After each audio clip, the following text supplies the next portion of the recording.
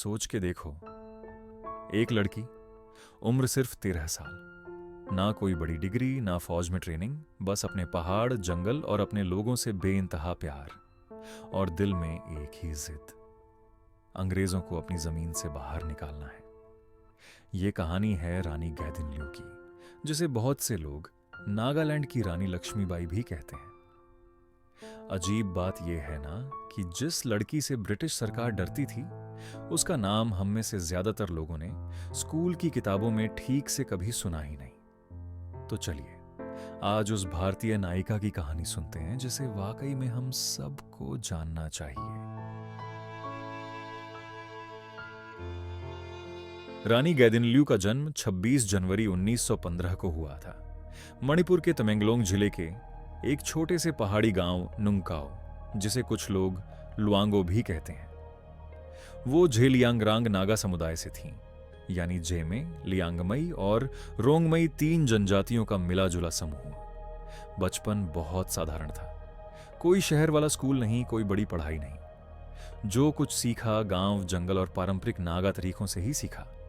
लेकिन गांव वाले बताते हैं कि बहुत छोटी उम्र से ही उनमें एक अलग सी बात थी, लोगों से बात करने का अंदाज, सबको साथ लेकर चलने की आदत।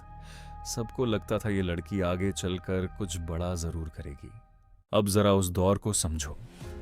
उत्तर पूर्व के पहाड़ी इलाकों में ब्रिटिश सरकार लगातार नए टैक्स लगा रही थी। जबरन धर्म बदलवाना, जंगल और जमीन पर कब्जा और लोकल संस्कृति को पिछड़ा बताकर दबाने की कोशिश। इसी माहौल में एक आंदोलन उभरा, हेराका आंदोलन। इसके नेता थे हाइपू जदोनांग। लोग उन्हें सिर्फ नेता नहीं, एक आध्यात्मिक मार्गदर्शक मानते थे। जदोनांग कहते थे, अगर हमने अपना धर्म, अपनी संस्कृति खो दी तो अपनी पहचान भी खो देंगे।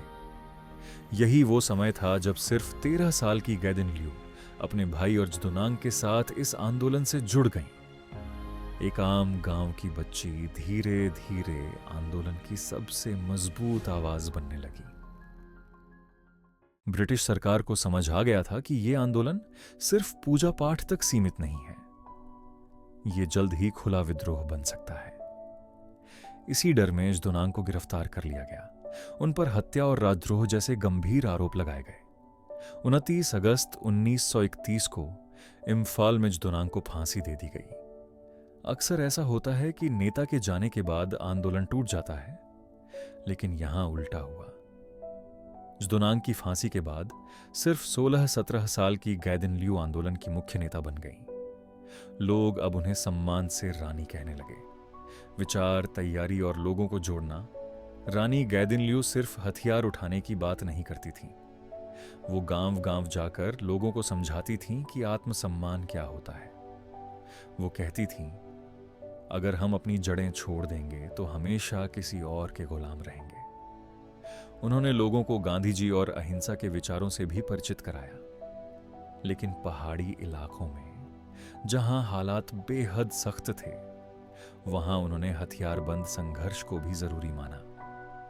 धीरे धीरे झेलियांगरांग इलाके के कई गांवों ने ब्रिटिश टैक्स देने से इनकार कर दिया। अब कहानी का रुख बदलता है। ये सिर्फ भाषणों की लड़ाई नहीं रही। छोटे छोटे समूह, जंगलों के रास्ते, पहाड़ों की ढलानें, सब कुछ रणनीति का हिस्सा बन गया। उनके पास कोई बड़ी फौज नहीं थी, कोई आधुनिक हथियार नहीं थे। भाले, तीर कमान और धारदार चाकू, बस यही सब।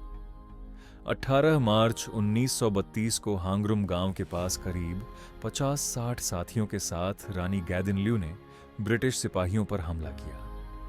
हथियारों में वो कमजोर थीं, लेकिन हिम्मत में नहीं। इस हमले ने ब्रिटिश अधिकारियों को साफ बता दिया, ये लोग अब डर कर चुप नहीं बैठेंगे। इसके बाद ब्रिटिश प्रशासन ने पूरी ताकत लगा दी। रानी कभी जंगल में छिपती, कभी पहाड़ों के पार नए ठिकाने बदलती। रिपोर्ट्स में लिखा जाने लगा, अगर समय रहते इसे नहीं रोका गया तो पूरा इलाका खुले विद्रोह में बदल जाएगा। आखिरकार असम राइफल्स के कप्तान मैकडॉनल्ड को स्पेशल मिशन पर भेजा गया। 17 अक्टूबर 1932 को पुलोमी गांव को चारों तरफ से घेर लिया गया। फायरिंग हुई, अफरा तफरी मची और उसी दिन रानी गैदिनल्यू गिरफ्तार कर ली गई। उन पर हत्या, साजिश और राजद्रोह के आरोप लगे। फैसला साफ था, उम्र कैद। लेकिन रानी ने कभी माफी नहीं मांगी। 1933 से 1947 तक करीब 14 साल रानी गैदिनल्यू भारत की अलग अलग जेलों में रहीं। गुवाहाटी, शिलांग, आइजोल, तुरा, जगह बदलती रही, लेकिन हौसला नहीं। 1947 में भारत आजाद हुआ और कुछ समय बाद रानी भी जेल से बाहर आई। लेकिन कहानी यहां खत्म नहीं होती। आजाद भारत में जब कुछ नागा संगठन अलग देश की मांग कर रहे थे, रानी गैदिनल्यू इससे सहमत नहीं थी। उनका मानना था भारत के भीतर रहकर भी अपनी पहचान और स्वायत्तता बचाई जा सकती है। इसी वजह से 1960 के दशक में उन्हें दोबारा कई मुश्किलों का सामना करना पड़ा। आखिरकार 1966 के बाद उन्होंने पूरी तरह शांतिपूर्ण रास्ता अपनाया। धीरे धीरे पूरा देश उनके योगदान को समझने लगा। 1982 में भारत सरकार ने उन्हें पद्म भूषण से सम्मानित किया। 17 फरवरी 1993 को रानी गैदिनल्यू का देहांत हो गया। लेकिन उनकी कहानी यहीं खत्म नहीं होती।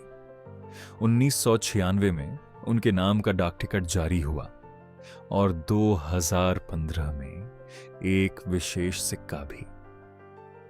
आज भी उत्तर पूर्व भारत में उन्हें अपनी संस्कृति और पहचान की रक्षक के रूप में याद किया जाता है। हम झांसी की रानी लक्ष्मीबाई को गर्व से याद करते हैं, लेकिन शायद अब वक्त है कि हम नागालैंड की रानी गैदिनल्यू को भी उसी सम्मान से याद करें। अगर आपको ऐसी अनसुनी भारतीय कहानियां सुनना अच्छा लगता है तो हमारे साथ बने रहिए, क्योंकि यहां इतिहास सिर्फ बताया नहीं जाता, महसूस भी कराया जाता है।